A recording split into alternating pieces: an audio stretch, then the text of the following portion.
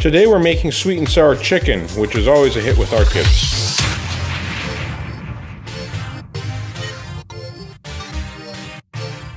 So the last little bit of prep I have here to do is to coat my chicken in seasoned flour. So I've got 6 tablespoons of gluten-free flour along with a teaspoon of garlic powder, salt, and pepper. We're going to combine that in a shallow dish, and then we're going to toss our chicken, a few pieces at a time, in the flour and get it into a hot pan with a little bit of oil. So a few pieces at a time, we're going to take our chicken and place it into a hot pan with a little bit of oil, and we're going to cook this just until it's browned on the outside. We don't need to have the chicken totally cooked through. Okay, so we're going to pull our last batch of chicken now, and we can start with our vegetables. So we'll start with our onions. And once they've started to soften, we can add in our garlic and our peppers. And then after about 5 minutes, we can add our chicken back in. And we're going to stir this and cover it and let it cook for a couple of minutes while we get the rest of our ingredients together. So you'll be able to adjust the amount of sauce you have once it's in the pot, but I typically start based off of a 1-cup ratio.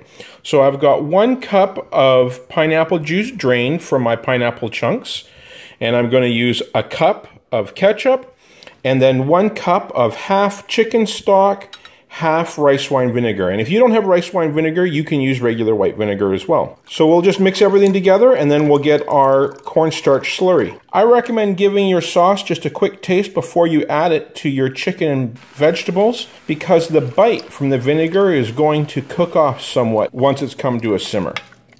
So you can see that I'm a little low on sauce. So I've added an additional half cup of ketchup, half cup of vinegar, and half cup of water to this mixture to bring it up to the level I'd like. If you were shy on pineapple juice, you can also add a little bit of brown sugar to add the sweetness that you need. So we'll let this come up to a simmer and cook for about 10 to 15 minutes until the chicken and vegetables are tender, and then we'll add our cornstarch slurry. After 10 minutes, your sauce should just be coming to a simmer, and we're going to taste it now for both seasoning and for the texture of the sauce. You can see my sauce is still quite runny, so I'm going to start by adding 2 tablespoons of cornstarch with 2 tablespoons of water, and then we're going to increment in 1 tablespoon cornstarch slurry until we get the texture that we're looking for. Just let the cornstarch simmer for a minute or 2 before retesting the texture of your sauce. Alright, so it's been another 2 minutes here, and I've added my cornstarch, and you can see the sauce is quite a bit thicker now. So I'm going to turn off the heat, and we'll serve this up. So there's our finished dish with some rice and some broccoli, and the chicken is super tender and really flavorful because we seasoned it with the flour ahead of time.